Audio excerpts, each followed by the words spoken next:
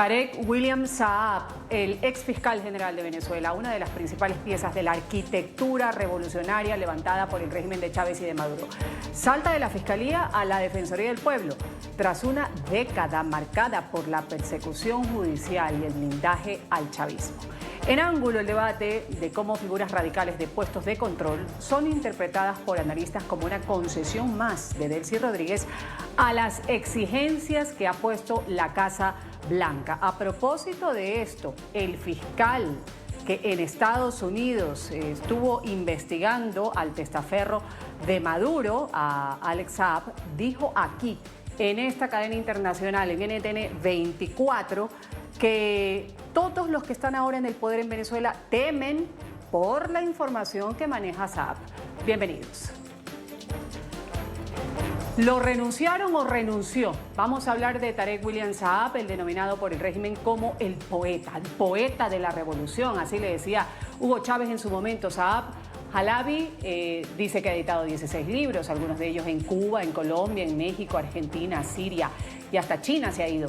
Bueno, Tarek William Saab estuvo en el cargo de fiscal desde el 2017, era una pieza fundamental del aparato represor, de las políticas de encarcelar a los opositores y abogaba por el regreso de Maduro, que fue capturado por Estados Unidos el pasado 3 de enero.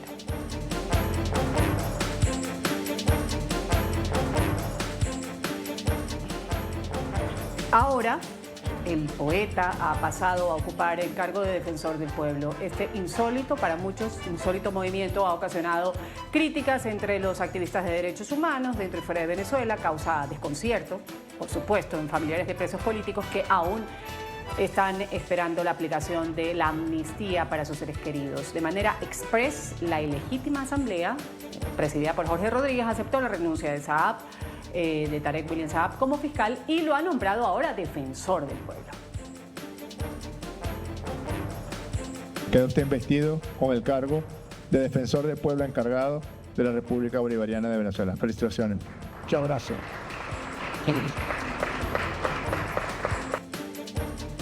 El ahora defensor del pueblo en Venezuela está sancionado por Estados Unidos desde el año 2017, incluido por primera vez en la lista de nacionales especialmente designados de la lista SDN. Esas sanciones fueron reforzadas, el congelamiento de bienes continuó, las restricciones financieras aumentaron por su rol en la represión de Venezuela. Está sancionado también en el 2018 por parte de la Unión Europea por menoscabo a la democracia. Hace 8 años, cuando asumió como fiscal general de la dictadura venezolana, Tarek William Saab declaraba casi a gritos su rechazo a lo que él consideraba un poder imperial, lo decía de esta manera. Encontrarán al fiscal general de la República que hoy asume por mandato de la Asamblea Nacional Constituyente colocando un grano de arena para preservar la paz de este país y para que la unidad nacional se imponga ante cualquier amenaza imperial. Así hayan sanciones contra muchos de nosotros, vamos a mantener en alto nuestra frente y no permitir que ningún imperio, por más poderoso que sea, intente bañar de sangre este país. Discurso que suena repetido por parte de él, de quienes integran el régimen actualmente, quienes lo integraron en su momento. Vamos a saludar a quienes participan en el panel el día de hoy. Aquí en Ángulo, en Estados Unidos, voy a darle la bienvenida a Diego Sharifker. Él es analista político, ex concejal de Caracas, integrante también de la plataforma unitaria. Gracias por estar con nosotros, Diego. Un gusto tenerlo aquí en NTN 24. Muchas gracias, Rudy, y a todos por la invitación. Gracias por aceptarla. Loredana Hernández Barbosa también está con nosotros, hija de preso político del militar general Héctor Hernández da Costa, activista de derechos humanos, de militares presos políticos. Gracias por estar con nosotros aquí en Ángulo. Loredana, bienvenida. Buenos días, gracias por tomarnos en cuenta. Gracias por participar. También a Kelvin Zambrano le doy la bienvenida. Él es abogado, constitucionalista, profesor universitario, director de la Coalición por los Derechos Humanos y la Democracia. Gracias por estar con nosotros. Gracias a ti, Ruth, y a todo tu equipo de producción. Gracias a los tres por participar. Voy a empezar un poco, Diego, con usted. ¿Cómo define el rol de Tarek William Saab dentro de lo que fue esta arquitectura institucional del chavismo, del madurismo? Operador jurídico, dicen algunos, figura política, garante ideológico del proyecto o el arquitecto de lo que fue en su momento la represión, de poner tras las rejas a quienes se manifestaban o pensaban diferente a ese régimen opresor. ¿Cómo lo ve usted, Diego? Sí, hay que dejarlo bien claro. Tarek William Saab era el gran carcelero venezolano del régimen, el gran responsable, especialmente desde el 28 de julio y antes, cuando inició como fiscal general en el 2017, el gran responsable de justificar legalmente, entre comillas, la detención de todo aquel que pensara de forma distinta y que protestara, actuara en contra del régimen venezolano. Solamente desde el 28 de julio y los pocos días después, él es personalmente responsable de más de 2.400 personas detenidas por simplemente ser testigos de mesa, activistas políticos o personas que no apoyaban la candidatura de Nicolás Maduro, sino de Edmundo González como opción democrática. Y para nosotros como venezolanos, Tarek William Saab no es una figura nueva. Él fue el abogado defensor de Hugo Chávez después del golpe de Estado del 92, fue gobernador, fue diputado de la Asamblea Nacional, fue gobernador del Estado Anzoátegui, fue defensor del pueblo desde el 2014 hasta el 2017, cuando fue nombrado fiscal general de la República por la IRRITA, Asamblea Nacional Constituyente. Pues de nuevo, él no es una figura nueva, ha sido parte del aparataje represor durante los gobiernos de Chávez y después de Nicolás Maduro para atacar a todo aquel que pensara de forma distinta. Yo personalmente, como concejal de Chacao, introducía denuncias constantemente ante la Defensoría del Pueblo por violación de derechos humanos y derechos básicos, como salud, derecho a la vida, derecho a la salud, derecho al agua, por parte del gobierno venezolano, y nunca obtuvimos ningún tipo de respuesta ni actuación por parte de la Defensoría del Pueblo ante las denuncias con pruebas que metíamos ante su despacho. Pues por esa razón, su interés nunca ha sido el bien de Venezuela, ni el bien de los derechos, ni de la justicia venezolana, sino simplemente mantener en poder al régimen de turno. Y Larry Daboe no es muy distinto. Larry Daboe fue sancionado por Canadá por violaciones de derechos humanos en el año 2019, también ha sido un personero importante del régimen, hasta secretario ejecutivo del Consejo Nacional de Derechos Humanos, creado durante el gobierno de Maduro, y fue parte del equipo político del régimen durante las negociaciones y el diálogo que se dio con los sectores democráticos venezolanos en Barbados, que fueron como resultado o llevaron como resultado la convocatoria de elecciones del 2024. Pues Larry Daboe no es tampoco una figura que genera mucha esperanza o expectativa que pueda ser una persona institucional o que realmente aplique el derecho en Venezuela. Ya vamos a hablar más adelante, Diego, sobre este movimiento, porque sí, genera sospechas, suspicacias, no se entiende muy bien, hay quienes lo leen como parte de los cambios que está cumpliendo Delcy Rodríguez con las exigencias que tiene Estados Unidos, este nuevo fiscal y el ahora defensor del pueblo. Vamos a recordar, antes de darle la palabra Loredana, lo que decía justamente hace 2 semanas el entonces fiscal Tarek William Saab, que decía que él no reconocía como prisioneros políticos a quienes estaban en las cárceles, sino como simples detenidos a los centenares de ciudadanos encarcelados de manera arbitraria por orden de la dictadura, entre ellos su papá, Loredana. Y que además planteaba que con esto de la amnistía, pues debería darse como contraparte la libertad de Maduro y de Cilia Flores, que debían ser liberados, decía. De esta manera lo mencionaba Tarek William Saab.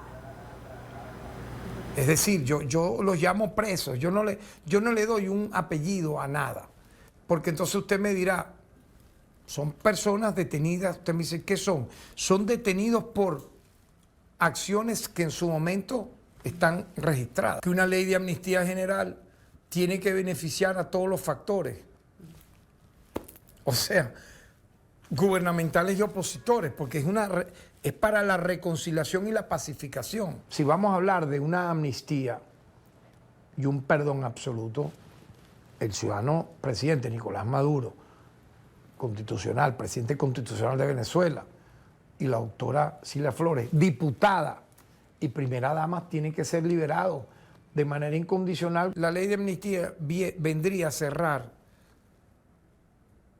una herida que ha ocasionado realmente momentos muy duros para la sociedad venezolana entera. Loredana, ¿cuál sería la réplica que le haría a Tarek William Saab con respecto a esta afirmación, la hija de un preso político militar del general Héctor Hernández da Costa? ¿Qué le diría? Eso como primer punto. Y segundo, el hecho de comparar o equiparar que, hablando de amnistía, pues deberían salir en libertad Nicolás Maduro y Cilia Flores. La escucho. Pues en primer lugar, me siento totalmente irrespetada, no solo como hija del preso político militar Héctor Hernández da Costa, sino también como ciudadana que en su momento denunció las múltiples arbitrariedades ante los canales informativos que él ponía a disposición ante el país para uno poder pues alcanzar todo tipo de denuncia. A nivel personal, ciudadano, como lo dije, yo llegué a enviar una cantidad de 250 mensajes día a día con la esperanza de que me respondiera alguno y pues ninguno de esos canales informativos me contestó. Siempre se caracterizó este fiscal por negar la existencia de los presos políticos militares y civiles en Venezuela, entre esos mi padre. Con esta negativa, él también rechaza todo tipo de tratado internacional del cual Venezuela incluso forma parte, porque está negando incluso la existencia de presos políticos que tienen medidas de liberación de las Naciones Unidas, que tienen medidas de protección de la Comisión Interamericana de Derechos Humanos, que tienen medidas del Parlamento Europeo, haciendo de su opinión individual y discriminatoria una ley que castiga a las personas que hoy en día se encuentran detenidas en los centros penitenciarios del país. Yo me pregunto, se habla de independencia institucional en su posición durante estos 9 años. Pues no, nunca la hubo. Entonces, su cambio de posición no es tan importante, mientras que la justicia no tenga independencia. Y la protección de los derechos humanos, que siempre se promete ante la posición que él ocupó, nunca se respetó. Hoy en día nos encontramos ante una huelga de hambre donde están participando más de 200 personas y hasta hace 2 días que él renunció, pues no hubo ningún pronunciamiento, no ha habido ningún cambio y todavía las 200 personas, entre esas mi padre, que se encuentran en huelga de hambre, no se le ha sido concedido ningún tipo de protección de derechos humanos. Entonces, ¿qué quiero decir con esto? Incluso cuando se habla de huelga de hambre, se está hablando de una medida que tuvieron que tomar los presos políticos ante el silencio institucional, el cual él también forma parte. Y a la segunda pregunta, que la amnistía también debe ser amplia para estos dos personajes, pues yo creo que se está utilizando como un instrumento político y quizás me atrevo a decir a nivel muy individual como un instrumento para quizás manipular, porque quieren hacer ver a estos dos personajes como presos políticos, cuando en realidad los verdaderos presos políticos son las víctimas que han sido de ellos. Entonces no estoy hablando ni de odios ni de rencores, estoy hablando como víctima, pero también estoy hablando de justicia y que por favor no hagan ver esta situación como una reconfiguración política, porque no lo es. Aquí lo que importa en estos momentos es que estos señores que están ocupando estos cargos de Defensoría del Pueblo y de Defensoría Pública, pues asuman su papel en la protección de derechos humanos.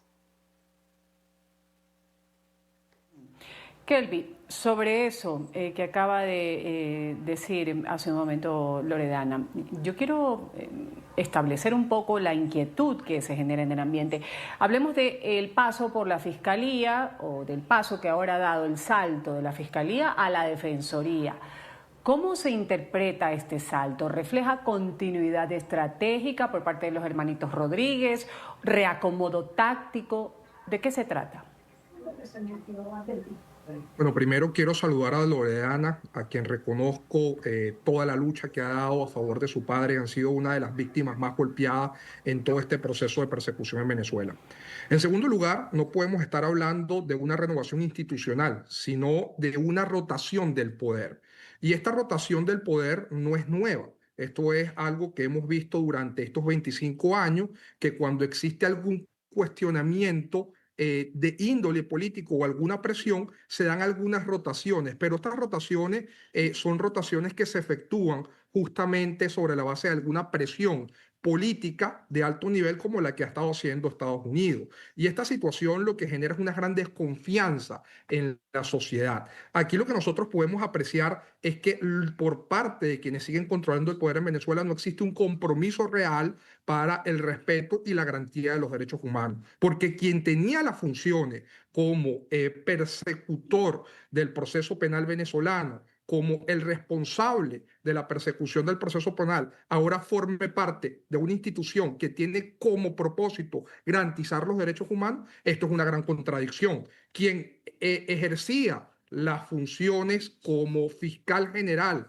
y la función del fiscal general de la República en cualquier estado del mundo es justamente iniciar procesos de persecución penal, pase a una institución garante de derechos humanos, es completamente contradictorio. Desde el punto de vista formal, Tarek William no cumple además con los requisitos ni cuando era fiscal ni cuando era defensor. Pero debemos recordar algo. Tarek William no es la primera vez que es defensor del pueblo. Ya en el 2014 fue defensor del pueblo y justamente las mismas funciones de inactividad, de falta de voluntad por investigar derechos humanos que ejerció desde la Fiscalía, también lo hizo desde la Defensoría. En el año 2014, de hecho, el organismo encargado de supervisar la autonomía y la independencia de los sistemas de protección de derechos humanos de Naciones Unidas calificó a la Defensoría del Pueblo, que estaba bajo su cargo, como una institución carente de autonomía y de independencia, que vuelve a esta persona que ya ha sido demostrado por este organismo, que por cierto le quitó la acreditación a la Defensoría del Pueblo de conformidad a los principios de París, regrese y retorne a esta institución. Esto lo que deja entrever es que vamos a ver es una continuidad de todos estos procesos sistemáticos de violaciones de derechos humanos que se han ejecutado en Venezuela. Aquí no solamente hay que hacer una evaluación desde el punto de vista formal, sino también lo que subyace más allá desde el punto de vista formal. Y tanto el defensor actual del pueblo como Tarek William, al igual que el nuevo fiscal de la República, que por cierto era un agente del Estado, el encargado de contestar y de defender al Estado venezolano frente a los organismos internacionales de protección de derechos humanos como Naciones Unidas y la Corte Interamericana de Derechos Humanos, quien abiertamente negaba que en Venezuela se violaban derechos humanos. Ahora es fiscal de la República. Díganme ustedes hasta qué punto va a haber un compromiso y una voluntad por investigar de manera independiente y autónoma violaciones de derechos humanos. Creo que hay que celebrar que se estén haciendo ciertos cambios en Venezuela, pero estos cambios deben estar ajustados a lo que establecen las normativas nacionales y las normativas internacionales, pero también con la intención de generar confianza en la población y escuchando a las víctimas. Y ninguna de estas dos personas en los cargos que han desempeñado han tenido un compromiso con las víctimas, que justamente, de hecho,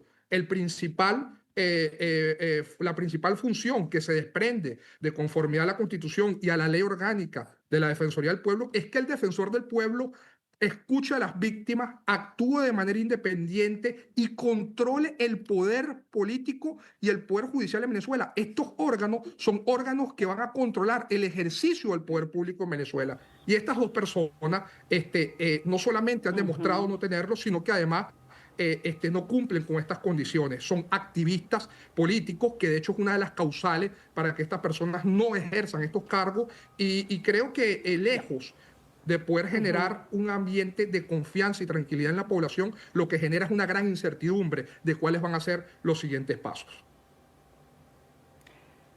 En medio de esta incertidumbre, abogado, y le voy a hacer la pregunta a usted, Kelvin, primero, luego escucho también a Diego, con respecto a Larry de Boe Márquez, de manera presurosa, él fue nombrado, posesionado además por la legítima asamblea encabezada por Jorge Rodríguez como el nuevo fiscal.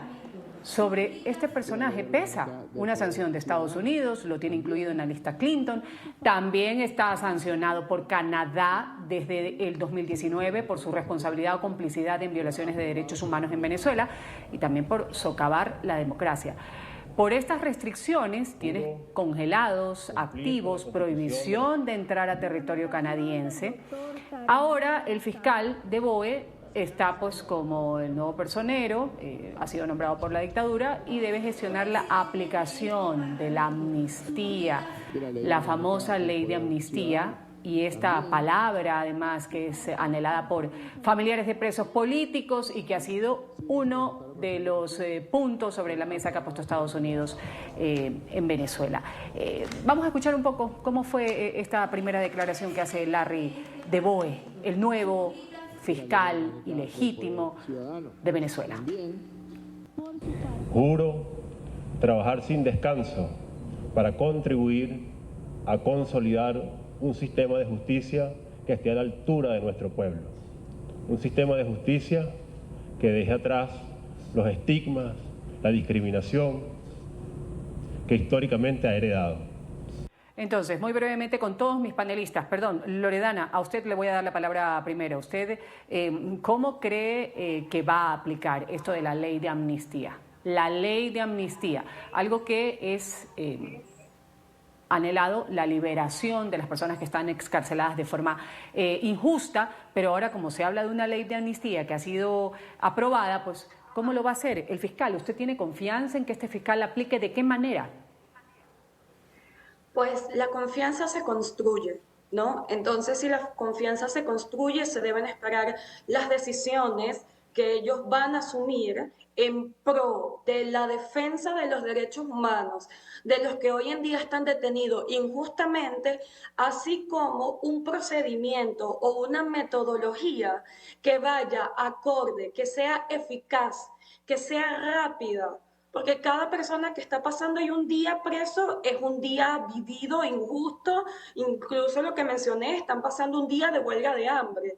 Entonces es momento que se active un protocolo que proteja los derechos humanos de quienes hoy todavía se encuentran en la situación injusta de estar en una cárcel inhumana, así como también a todos aquellos que le han dado medidas cautelares y están pidiendo ser parte de esta amnistía, pues que también se abran canales adecuados, que vayan acorde a todos los mandamientos, a todos los reglamentos que existan, no solamente a nivel nacional y constitucional, sino también internacional, porque nosotros como país no estamos aislados. Nosotros somos parte de muchos convenios y tratados internacionales precisamente para esto, para vivir en una convivencia democrática, donde no exista la negación de que existan presos políticos o donde se aplique la llamada misión Morrocoy, donde cada paso es dado a paso de tortuga, ¿no? Entonces, aquí lo que se espera de la manera más genuina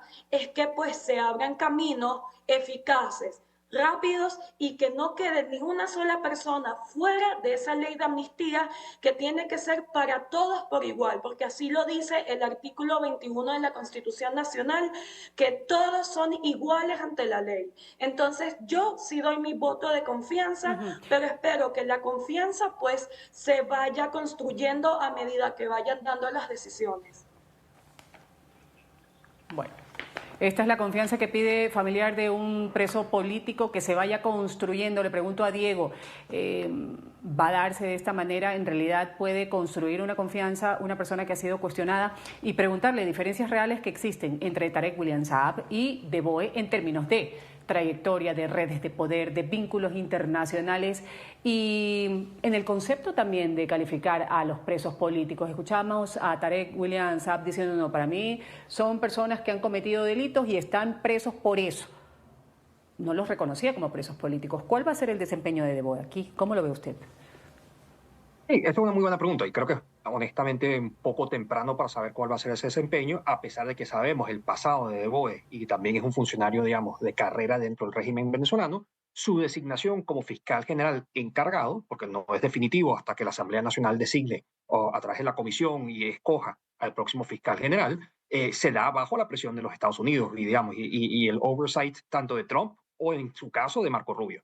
Pues por eso hay que tenerlo claro que este nombramiento de fiscal general encargado no se da de la nada, no es una decisión solamente del chavismo, rodriguismo, madurismo, sino es una decisión que sin duda alguna del trasfondo tiene la venia de Estados Unidos. Y por esa razón va a haber mucha presión, mucha gente viendo cuáles son las actuaciones de Boe en los próximos meses como fiscal general encargado y después de quien termine siendo designado definitivamente como fiscal general por parte de la Asamblea Nacional. Lo que hay que tener, y lo digo como abogado, hay que tener claro, lo que se está viviendo en Venezuela es una transición. No sabemos hacia dónde, pero se está dando una transición hacia un nuevo Estado, una nueva forma de hacer política en Venezuela, un nuevo, digamos, conglomerado de poder en Venezuela con un tutelaje, un involucramiento, digamos, un rol de los Estados Unidos. Y por esa razón, las transiciones no son transiciones necesariamente jurídicas. Las transiciones son transiciones políticas que necesitan basamento jurídico para que se puedan dar. Pues por eso muchos de estos cambios que se van a dar puede ser que no sigan al pie de la letra la ley, puede ser que no sigan al pie de la letra la Constitución venezolana, pero sí deben darse hacia un proceso democrático donde se pueda reinstitucionalizar el país y donde los sectores, el pueblo venezolano, los que viven dentro y fuera, puedan tener una voz y especialmente el voto en ese proceso.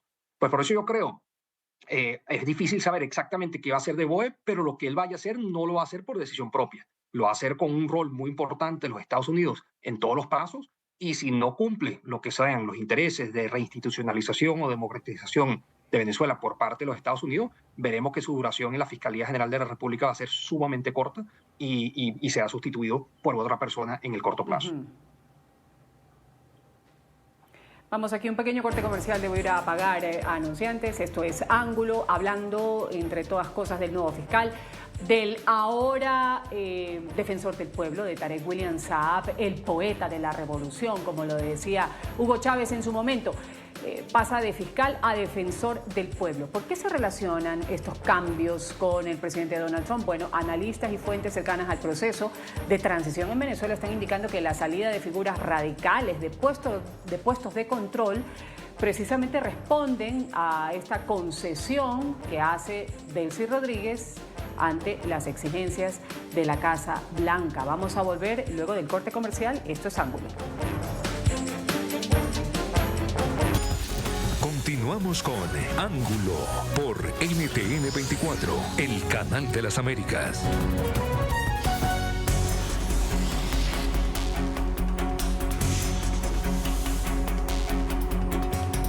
Continuamos con más de Ángulo. Me acompañan Diego Sharifker, analista político, ex concejal de Caracas y además integrante de la plataforma unitaria. También en pantalla Loredana Hernández, ella es hija de un preso político militar del general Héctor Hernández da Costa, es activista en derechos humanos también, y Kelvin Zambrano, abogado constitucionalista y profesor universitario.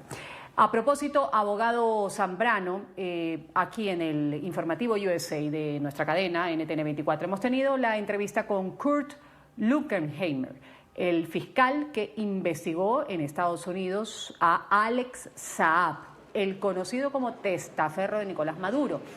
Y dijo textualmente: todos los que están ahora en el poder en Venezuela temen por esta información que maneja Saab. Nos dijo esto el hombre que logró configurar el caso judicial para la captura, la extradición y el envío ante los tribunales de Alex Saab, esto en el año 2021, por graves delitos federales relacionados con lavado de 350 millones de dólares a nombre de Nicolás Maduro. Esta es la primicia que tuvimos aquí en NTN 24. Lo escuchamos y regresamos, abogado Zambrano, a comentarlo. Lo que ha sido reportado, y creo es preciso, es que no se agrada con Delcy Rodríguez, ha tenido contacto por su rol, pero, sabe, no creo que Delcy y Alex se lleven. Eso explicaría por qué fue detenido, si es que ese reporte es correcto. Creo que donde él estaba en el gobierno, en el rol en el que Maduro le puso después de ser perdonado por Biden y regresar a Venezuela, creo que estuvo en contacto con todos los miembros del régimen de alguna manera. Es un miembro clave del régimen, probablemente trabajando alrededor de sanciones, asuntos de petróleo. Creo que era un miembro clave de ese régimen. Tiene mucha información. Cualquiera que esté en el poder podría emerger, ya sea Delcy, Cabello o alguien por debajo. Tiene mucha información, dice abogado Zambrano. Todos los que están ahora, los jefes del régimen, temen por la información que tiene Alex Saab, de quien se especuló muchas cosas, dónde estaba, sí estaba detenido, su esposa también creo que fue sacada de algún cargo importante por Delcy Rodríguez, reemplazada. ¿Cuál podría ser esta información que maneja el testaferro de Maduro y cuánto estarían en realidad, como lo afirma nuestro invitado, el exfiscal del caso de Alex Saab en Estados Unidos, estarían temblando quienes integran actualmente o se mantienen en el poder en Venezuela?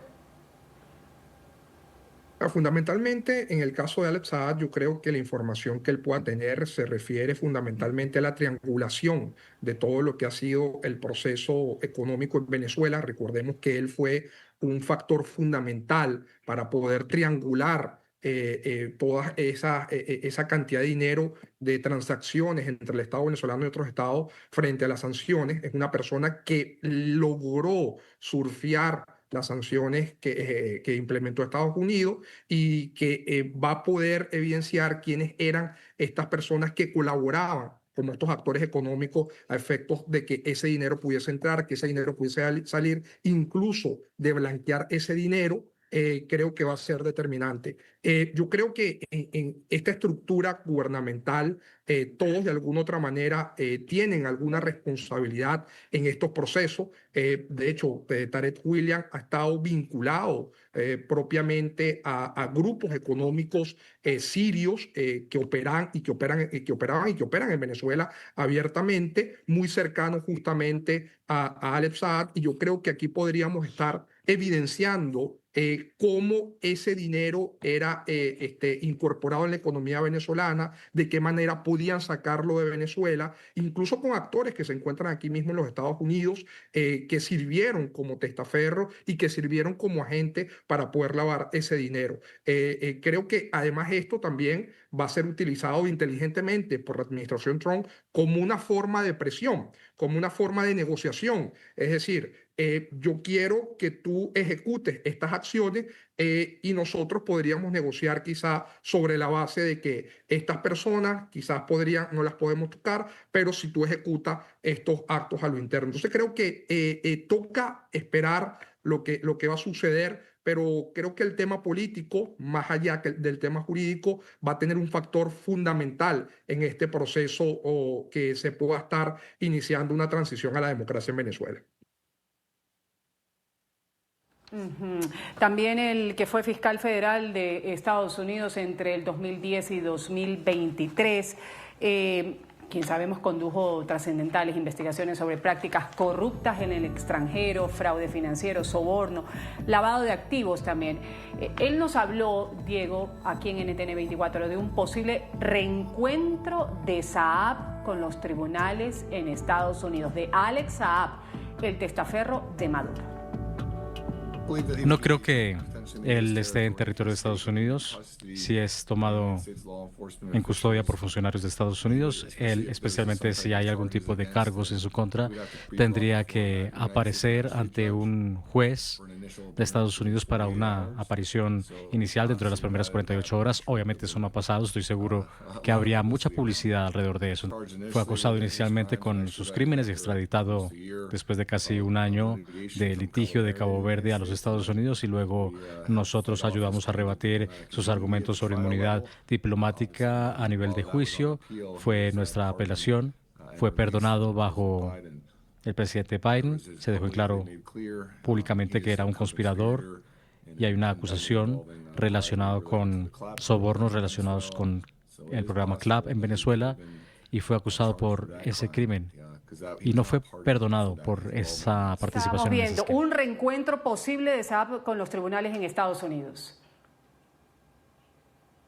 Sí, bueno, sin duda alguna eso es algo que está sonando bastante. Hay que recordar que Alex Saab y su esposa, ambos dos fueron destituidos como funcionarios del gobierno venezolano, Alex Saab como ministro, la esposa como funcionaria de la Cancillería.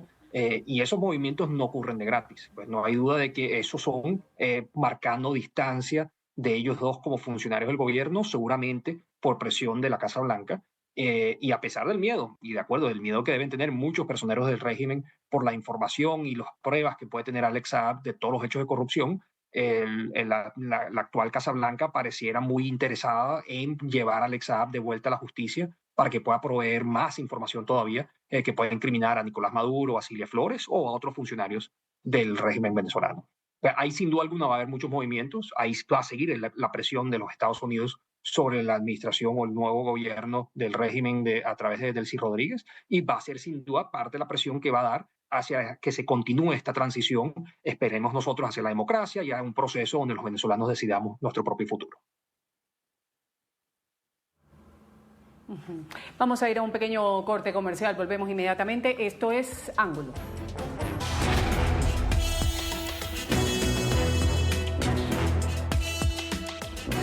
Durante la gestión de Tarek William Saab al frente de la Fiscalía General, de Alfredo Ruiz en la Defensoría del Pueblo, Venezuela fue escenario de denuncias sistemáticas de ejecuciones extrajudiciales, de detenciones arbitrarias, de torturas, de desapariciones forzadas de corta duración y también persecución por motivos políticos. Dichos funcionarios deberían aclarar su responsabilidad frente a graves violaciones de derechos humanos. Digo textualmente esto, lo que cita un comunicado. Han sido 15 organizaciones las cuales consideran que la renuncia de Tarek William Saab no extingue la necesidad de evaluación de responsabilidades institucionales, rendición de cuentas que debe dar este funcionario que ahora pasa a la Defensoría del Pueblo para la no repetición. Voy a inmediatamente escuchar las conclusiones del programa, de todo lo que hemos hablado aquí en Ángulo. Loredana, empiezo con usted.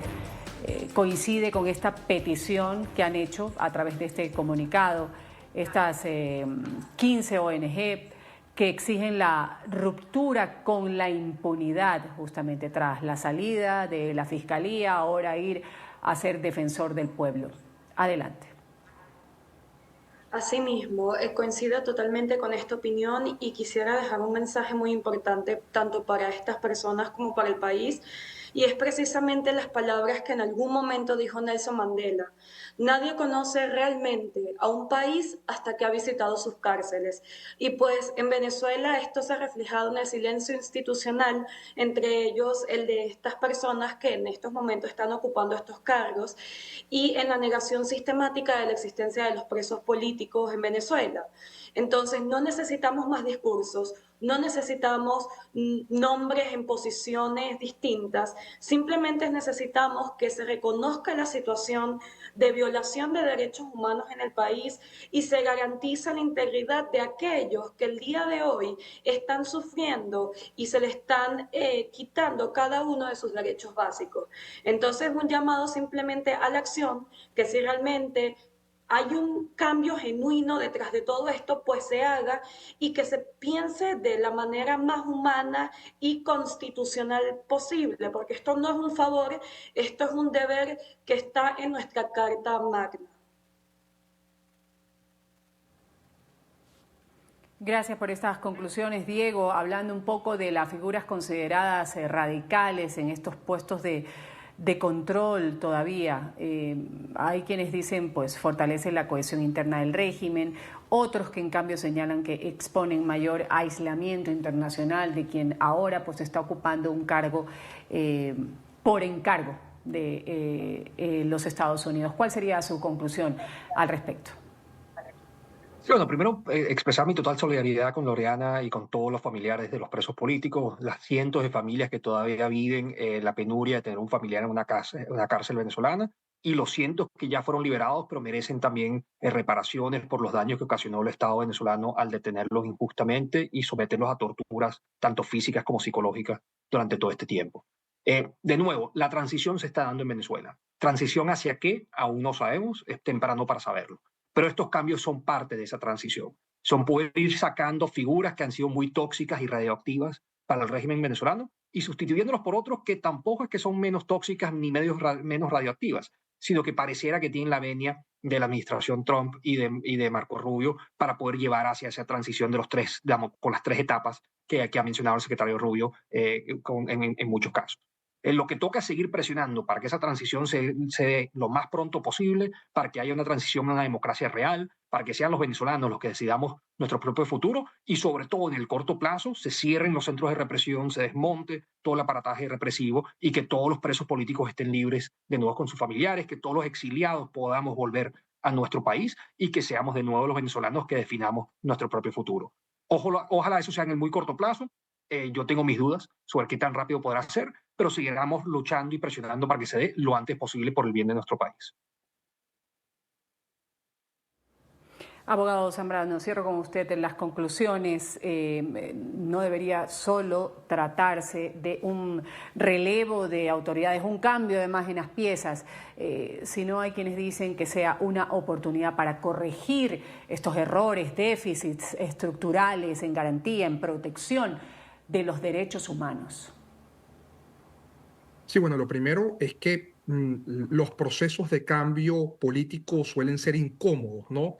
Pero creo que lo que nos va a permitir establecer una diferencia para poder generar confianza en la población es que sectores como las víctimas puedan ser integrados en estos procesos de cambios políticos en Venezuela. No basta que exista una rotación de poder, se tiene que efectuar cambios transparentes, genuinos, y para eso se requiere que todos los sectores de la sociedad puedan ser convocados en estos procesos. Por ejemplo, y hay que recordar que estos dos funcionarios son funcionarios interinos. Se supone que en un lapso no superior a 30 días la Asamblea Nacional debe convocar a cuál va a ser el procedimiento, o en sus efectos se debe constituir el comité de evaluaciones para recibir las postulaciones de personas que quieran optar a estos cargos. Y de darse estos procesos, yo creo que va a ser una oportunidad espléndida para que puedan estar involucrados los distintos sectores, pero especialmente las víctimas como Loredana y su familia,